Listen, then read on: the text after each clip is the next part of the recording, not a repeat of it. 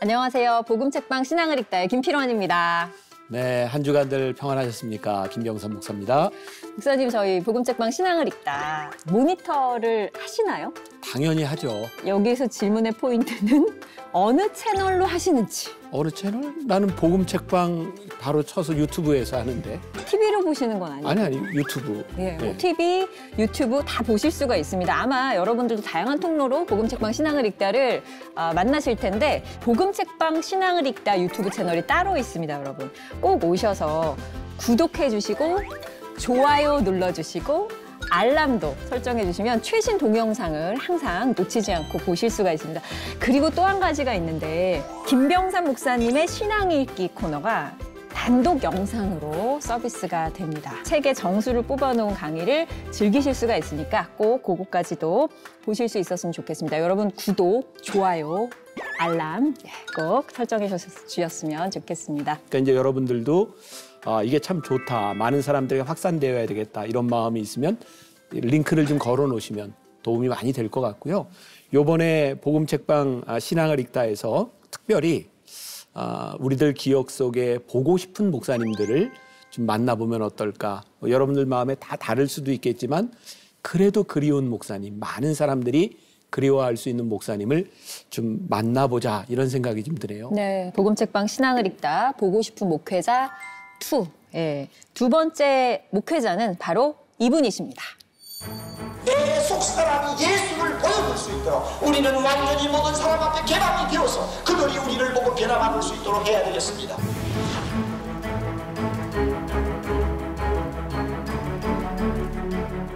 정말로 사회에서 죽으라고 일하는 사람 평신도라는 목사가 철저하게 훈련시켜가지고 예수의 제자로 만들어서 세상으로 내보내는 거예요.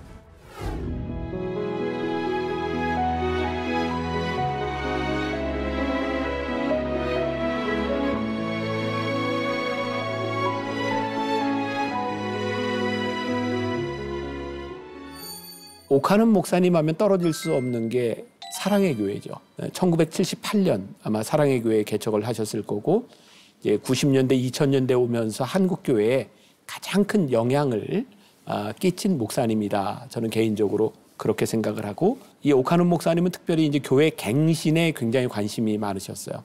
그러다 보니까 한국 교회를 향해서나 교인들을 향해서나 목회자들을 향해서 쓴소리를 많이 하셨어요. 그래서 굉장히 강하다.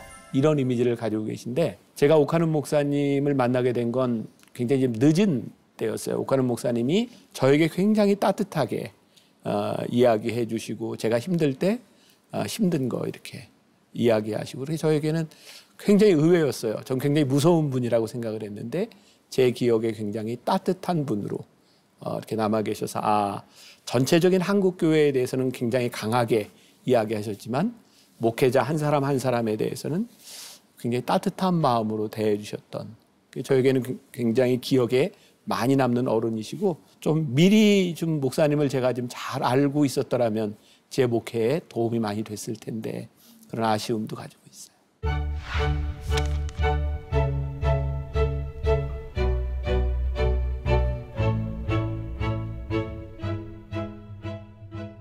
우리 목사님의 호라고 해야 되나요? 예, 이 은보 옥하는 목사님이시더라고요. 네, 은혜은재, 예, 그렇죠. 은혜의 발자취 그렇게 쓰고 있죠. 성함하고 딱 이렇게 또 발자취하고 정말로 잘 이렇게 어울린다라는 생각이 드는데 복음책방 보고 싶은 목회자 두 번째 시간. 자, 옥하는 목사님을 더 깊이 만나보기 위해서 귀한 분을 모셨습니다. 여러분 국제제자훈련원 박주성 목사님 환영해 주세요. 안녕하세요. 네, 안녕하세요. 반갑습니다. 반갑습니다. 저는 지역 교회에 제자훈련 사역을 소개하고 보급하기 위해서 설립이 된 국제제자훈련원의 대표로 섬기고 있습니다. 측근으로서 정말 배웠던 그 옥하는 목사님은 어떤 모습이셨을지도 궁금해요. 목사님은 아침에 늘 이런 시간에 사무실로 나오셔서 먼저 무릎 꿇고 기도하시는 분이셨어요. 그리고 외부 강의 요청이나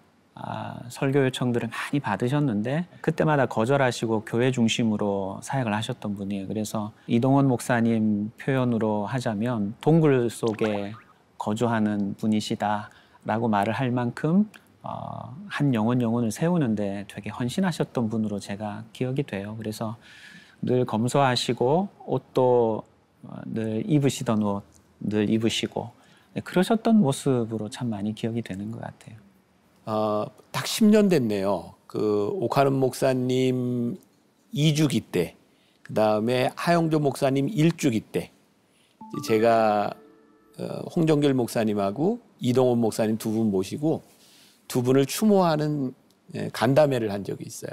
그때 이제 홍정길 목사님하고 이동원 목사님이 두 분을 이렇게 추모하면서 내가 그때 그 표현을 그대로 이야기하면 제일 큰 형이 홍정길 목사님이에요. 근데 동생들이 먼저 세상을 떠난 거예요. 네 분이 어디 이제 여행을 가고 뭐 사역을 하고 이렇게 하면 아침이 되면 하영조 목사님하고 오카는 목사님은 눈이 뻘게 가지고 나온대요. 밤새도록 뭐 일하느라고. 근데 우리 이동원 목사님하고 홍정길 목사님은 어디 가면 쉬어. 그 편안하게. 그러면서 그때마다 그랬대요. 쉬어. 이러다 일찍 죽는다고.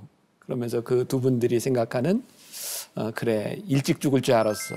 근데 그게 어디 가든지 굉장히 치열하게 사역, 삶, 준비 이런 것들을 이렇게 하셨던 분 그렇게 이제 추억하는 걸 들었어요. 오카는 목사님은 사실 제자 훈련에 미친 분이다 이렇게 다들 많이 생각을 하시는 것 같아요. 그럴 수밖에 없는 게 제자훈련 지도자 세미나의 첫 번째 강의 제목이 광인론이었어요. 광인이라는 말은 미친 사람이잖아요. 이제 제자훈련을 하려면 미쳐야 된다는 거죠. 불광불급이라는 말이 있는데 미치지 않으면 도달하지 못한다. 미치지 않으면 미치지 못한다. 그런 말씀이죠. 오카는 목사님은 늘 한 영혼에 미쳐야 된다. 미치지 않으면 한 영혼을 예수 그리스도의 온전한 제자로 세워가는 일을 할 수가 없다라는 말씀을 많이 하셨어요. 왜냐하면 목회자들이 대부분 크게 부흥하기를 원하잖아요.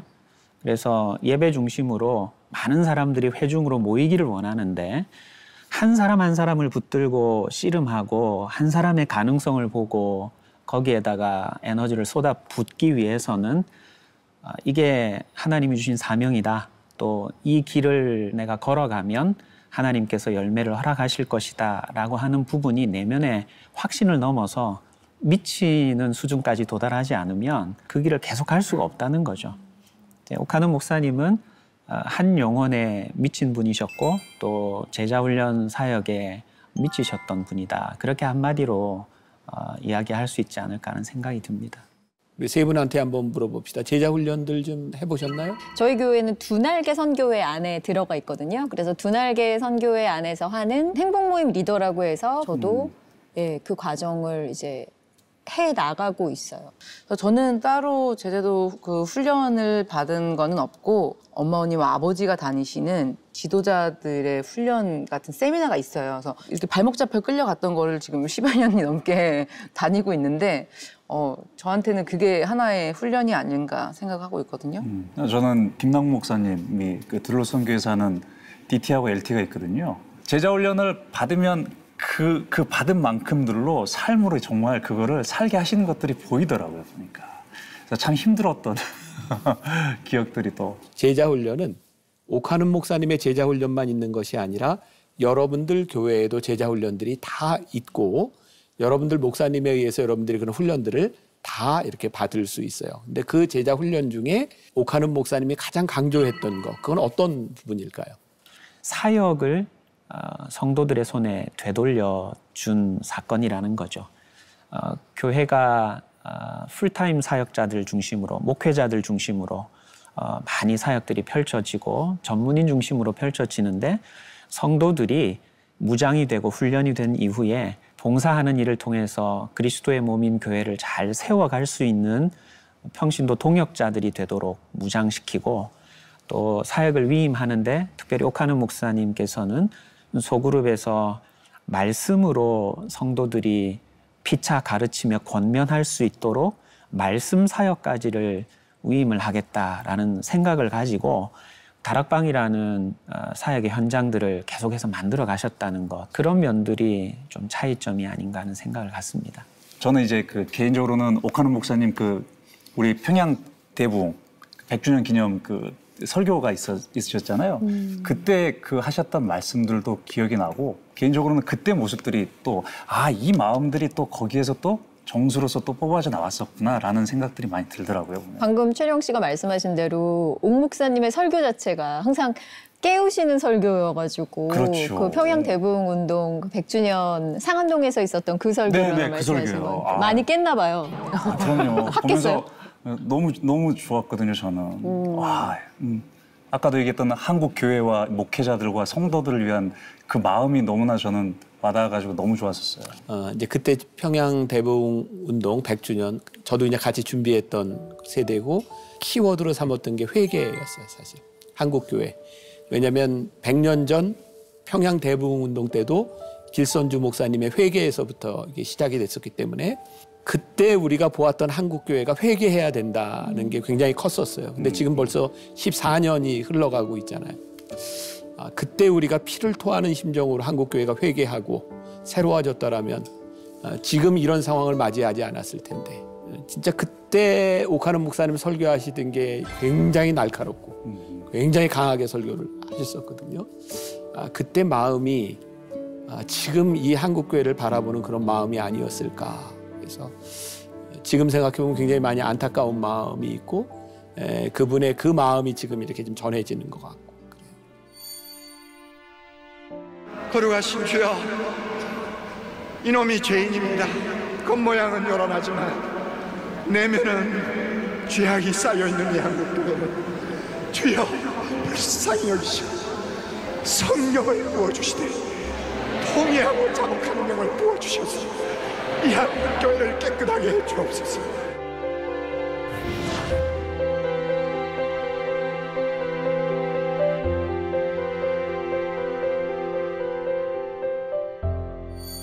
정말 그리운 목회자 우리 오카노 목사님에 대한 회고를 이렇게 하다 보니까 또 책 소개가 살짝 좀 늦어졌습니다. 오늘 함께 읽을 우리 오카노 목사님의 저서를 목사님 소개 좀 해주세요. 벌써 18번째 책. 이거 굉장히 중요한 것 같아요. 그죠?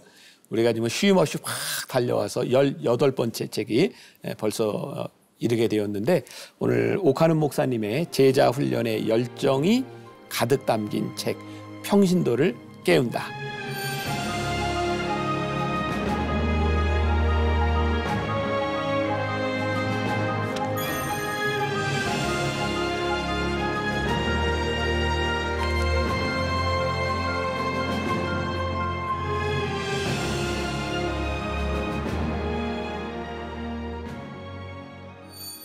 복음책방의 18번째 책은 오카노 목사님의 평신도를 깨운다입니다.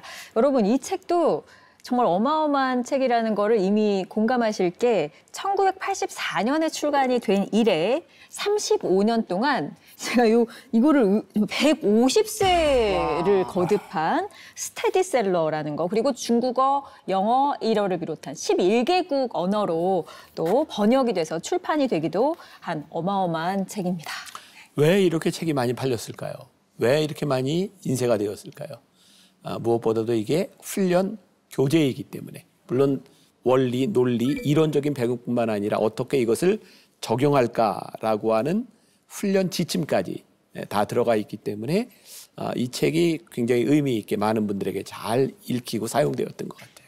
합동신학교, 지금은 합동신학대학원대학교로 명칭이 바뀌었는데 강의를 하시면서 내용을 쭉 보완을 하시고 그 보완하신 내용을 특정한 기간 동안 주일 예배 마치면 베델 수양관에 들어가셔서 주일 설교 메시지 준비하시는 것까지 또 원고 집필하시는 것까지 다 마치고 토요일 날 오후에 내려오시는 형태로 7주간 쏟아 부으셨어요. 그렇게 해서 출간이 됐고 출간하고 나서 한 달 만에 재판을 찍을 정도로 처음 출간 때부터 굉장히 목회자들에게 관심이 많았죠. 주 대상이 목회자였는데 한 달 만에 재판을 했다라는 거는 굉장한 관심이 일었다는 것이죠. 네, 이 책 평신도를 깨운다 읽으면서 제 느낌으로는 이제 정말로 목회자분들이 읽으실 책으로 쓰셨더라고요. 옥 목사님이 실제로 목회 현장에서는 이렇게 해야 돼. 목사들은 이렇게 해야 돼. 이런 지침들이 여기에 굉장히 많이 나오더라고요. 맞아요. 네. 저는 거의 처음에 읽으면서 이거 우리 학교에서 교재로 써야 될 책인 것 같은데 이런 생각 되게 많이 했거든요. 평신도가 아니라 목회자를 깨운다. 맞아요. 진짜. 책의 내용이 소프트하지 않죠. 되게 본질적인 부분을 다루고 있고 또 옥하는 목사님의 설교도 아주 영혼을 흔들어 깨우는 설교를 많이 하셨던 것만큼이나 목회자들의 영혼을 흔들어 깨우는 말씀과 세미나와 사역들을 참 많이 하셨거든요. 그런 내용이 담겨 있다 그렇게 보시면 됩니다. 대신에 함께 목회 동역자로 평신도들을 세워 가겠다라는 마음을 가지고 평신도들을 훈련을 시켰기 때문에 성도들도 리더가 되기 위해서는 이 책을 꼭 함께 읽고 목사님의 사역의 방향이나 목회의 방향에 한 방향 정렬이 될 수 있게 하셨죠. 네. 딱 책을 펼쳤거든요. 근데 일단은 서로 뭐 되기 전부터 불완전하지만 다른 사람과 나누고 싶은 것이 있어서입니다. 저는 여기서부터 이미 딱 깨지기 시작했어요. 이 책을 읽으면서.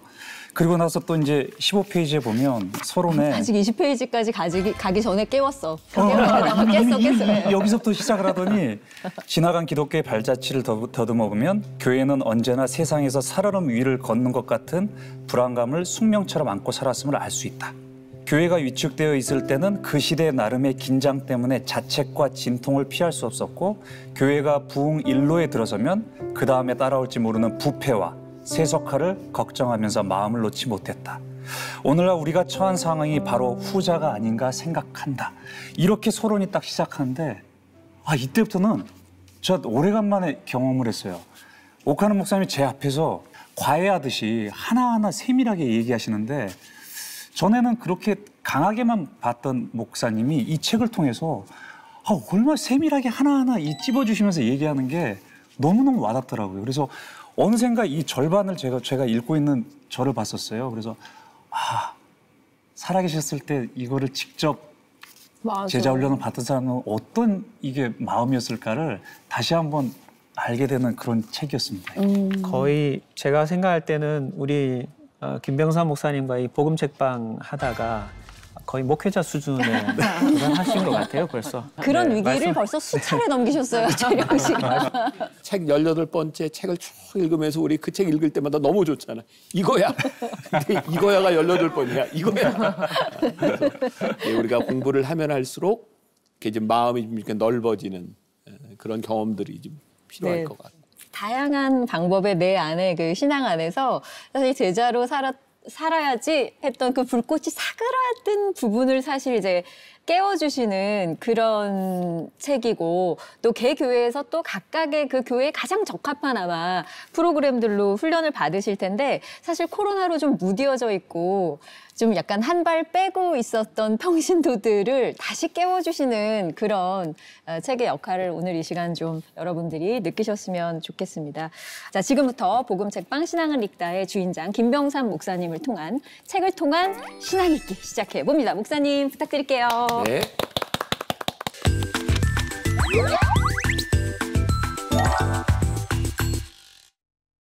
오늘 18번째 책 옥하는 목사님의 평신도를 깨운다. 우리 내용을 함께 살펴보려고 합니다. 오늘 이 책을 통해서 우리들이 가질 수 있는 유익이 몇 가지 있습니다. 첫 번째는 이 평신도라고 하는 말, 또 교회라고 하는 말, 또 제자도라고 하는 말의 진정한 의미는 무엇인가? 이거 생각해 보는 것만도 굉장히 큰 의미가 있을 것 같고요. 또 하나 제일 중요한 것은 우리 교회 공동체 안에서 목회자의 역할 그리고 평신도의 역할을 우리들이 한번 다시 생각해보고 우리 교회 안에서 우리들이 어떻게 신앙생활을 할까 이런 걸 정립해보는 좋은 계기가 될 것 같습니다. 먼저 여러분들에게 물어보겠습니다. 평신도는 누구인가요? 네, 저. 우리? 네. 이 옥하는 목사님이 이 책을 시작하면서 이 평신도에 대한 개념에 대해서 굉장히 중요하게 이야기를 하죠. 오늘은 뭐 요거 하나 다 이제 풀어가면 될 것 같은데 이 책에 보면 헬라어에 라이코스라고 하는 말로 풀어가고 있죠. 기억나세요? 라이코스, 백성, 어떤 백성, 백성의 무리. 그러니까 성경에서는 굉장히 포괄적인 의미에서 이야기하고 있다는 거예요. 그래서 목회자뿐만 아니라 단순히 교인 이런 것이 아니라 하나님의 백성 전체를 아우르는 말이 평신도다. 일단 이 책은 이 평신도라고 하는 이 개념 정리부터 목회자와 평신도라고 하는 구별이 아니라 모두가 다 백성이다. 이렇게 이야기하고 있습니다. 굉장히 중요한 개념이겠죠. 자, 이 책에 보면 이런 표현이 나옵니다. 평신도는 주님을 모신 선택받은 자 혹은 성도, 제자, 믿는 자의 공동체인 전 교회이다. 그러니까 이게 목사님에게 중요한 개념이 평신도는 곧 교회다. 우리가 또 교회에 대한 이야기도 몇 번 나누었었잖아요. 교회는 단순히 이런 사람이 아니라 전체 모임, 회중이라고 했으니까 이런 교회라고 하는 말, 평신도라고 하는 말, 이런 개념을 먼저 머릿속에 잘 담아두는 게 좋을 것 같아요. 여러분들 중에 누가 저한테 이런 질문을 해주면 좋을 것 같아요. 목사님, 그럼 왜 우리는 평신도를 목회자를 제외한 성도를 가리키는 것으로 알고 있나요? 알고 있나요? 네, 좋아요. 네, 그 부분에 대해서 제가 좀 풀어가 볼까요? 이 책에 보면 43페이지에 그런 구절이 나와요. 그 조금 역사적인 부분인데 키프리안이라고 하는 카르타고의 감독이었던 그분에 의해서 평신도라고 하는 말이 처음 쓰였다. 이건 역사적으로 우리도 조금 공부를 해도 좋을 것 같아요. 초대교회, 예루살렘의 그 성령 강림 사건 이후로 박해 시대를 거쳐서 교회가 급속도로 성장해 가기 시작하죠. 중요한 연도가 몇 개 있어요. 313년 하면 세계사에서 교회사에서 굉장히 중요한 의미를 가지고 있는 것이 하나 있는데 이게 뭐냐면 밀라노 칙령이에요. 밀라노 칙령은 뭐 한 건지 아세요? 공식적으로 뭐 그리스도. 맞아요. 이게 기독교를 공인한 거예요. 이 공인이라고 하는 의미는 뭐냐면 교회도 하나의 종교다. 이때부터 핍박을 하지 않는다. 이런 의미예요. 우리가 잘 아는 로마가 기독교화 되는 게 있잖아요. 이것은 380년경에 테오도시우스라고 하는 황제가 테오도시우스 칙령을 발표해서 이제 로마의 종교는 기독교가 국교다라고 선포한 거예요. 그러니까 요거를 기점으로 해서 로마 세계가 전부 기독교화가 되는 거죠. 근데 이렇게 기독교가 공인되다 보니까 조직화되는 일들이 필요해서 성직자도 필요하고 그래서 이제 시프리안이라고 하는 사람이 교직에 종사하는 교직자 그리고 나머지 사람들은 평신도 이런 이 조직에 의한 구별로부터 평신도와 성직자라고 하는 말이 생겨나게 된 거죠. 그러니까 이 분리는 분리하려고 한 게 아니라 당시 조직화되면서 필요한 어휘가 필요했던 건데 이것이 고착화되었던 거예요. 자, 그래서 아주 중요한 이런 평신도에 대한 개념에 있어서 이 책에서 인용하고 있는 37페이지에 첫 번째 종교개혁이 성직자의 손에 독점적으로 남아있던 하나님의 말씀을 교인들의 손에 넘겨준 것이라면 두 번째 개혁은 성직자의 손에 독점적으로 남아있는 사역을 빼앗아 교인들의 손에 넘겨주는 것이다. 그 당시에는 성경이 라틴어로 되어 있던 중세시대 공부하지 않은 사람들은 성경을 읽을 수가 없었어요. 종교개혁의 사실 제일 큰 기점이 되는 것은 뭐냐면 성경 번역이었거든요. 말틴 루터가 독일어로 성경 번역을 하면서 일반 대중도 성경을 읽을 수 있도록 말씀을 넘겨준 거예요. 그런데 이제 또 하나 중요한 게 말씀만 넘겨줬을 뿐만 아니라 그 이전부터 시프리안 때부터 있었던 이런 구분에 의해서 일에 대해서 성직자가 하는 일, 뭐 성례를 비롯해서 뭐 설교 이런 것들, 그래서 성직자가 하는 일과 평신도가 하는 일들이 구별되어 있었는데 이런 이 성직을 평신도에게 다시 주도록 한 것, 이것이 두 번째 종교개혁이다라고 말을 하고 있는 거죠. 우리가 흔히 목회자 일반 성도들을 나누는 그런 경향이 있고 또 이 부분들은 제가 이제 혹시라도 이제 오해가 돼서 이제 옥하는 목사님은 이 책에서 평신도들에게 모든 사역, 말씀을 전하는 것까지 이렇게 다 평신도들도 함께 하는 사역이다라고 이제 이야기를 하고 있는데 저도 개인적으로 옥하는 목사님에게 동의하는 것은 뭐냐면 사역이 이런 목회자나 평신도라고 하는 이런 직책에 의해서 나눠지는 것이 아니라 사실은 우리의 은사에 의해서 하나님이 우리를 부르신 것에 의해서 우리들이 어떻게 쓰여지는가 이 부분들을 더 좀 생각할 수 있다면 좋은 사역들이 더 일어나지 않을까라는 생각이 들어요. 자, 그리고 오카는 목사님이 평신도에 대한 이야기를 하면서 이 교회에 대한 개념이 굉장히 중요하게 되어 있는데, 자, 여러분들 중에 한 사람이 좀 읽어줬으면 좋겠는데 70페이지를 한번 펴보세요. 평신도가 깨어나려면 지상교회가 무엇인지에 관한 정의를 다시 해야 한다. 지상교회는 세상으로부터 부름받은 특권만 가진 것이 아니다. 거기에 더해 세상으로 보냄받은 소명을 함께 가지고 있다. 천상의 교회라면 세상으로 보냄받을 필요도 없고 세상에 나가 복음을 전할 이유도 없을 것이다. 그러나 우리가 목표하는 교회는 지상에 남아있는 교회이다. 특권과 함께 소명을 자신의 신앙으로 고백할 수 있어야 한다. 여기에서 우리 오카는 목사님이 굉장히 중요한 구별이 교회에 필요한 것이 있다. 교회가 특권을 가진 단체이냐 아니면 소명을 가진 단체이냐. 물론 오카는 목사님이 이야기하고 싶은 것은 밸런스예요. 이거 두 개가 다 있다. 그런데 우리는 종종 이 하나만을 이야기할 때가 있는 거죠. 우리는 하늘나라의 백성이야. 하나님이 우리를 불러주셨어. 그러니까 우리는 이 교회 안에서 우리끼리 잘 지내야 돼. 이렇게 지내다 하늘나라 가는 게 좋아. 그때 교회는 소명을 잃어버리게 되는 거죠. 그런데 교회는 그런 단체가 아니다. 하나님께서 우리들에게 특권을 주신, 우리를 하늘나라의 백성으로 불러주신 이유는 우리들에게 소명을 주셔서 부르신 우리가 보냄받은 그리스도인으로서 살아가도록 교회를 우리들에게 주셨다. 제 말로 표현을 하자고 하면 교회를 바라보는 중요한 시각이 있다. 하나는 교회 중심적 시각이 있고 하나는 선교 중심적 시각이 있다. 교회 중심적이라고 하는 것은 뭐냐면 목회자와 성도들이 늘 교회를 중심으로 생각해요. 어떻게 우리 교인들이 잘 모일 수 있을까? 어떻게 하면 우리 교회 건물을 지을 수 있을까? 어떻게 하면 우리 교회를 유지할 수 있는 제도를 만들 수 있을까? 그래서 불림받은 우리들을 위해서 교회가 무언가를 해요.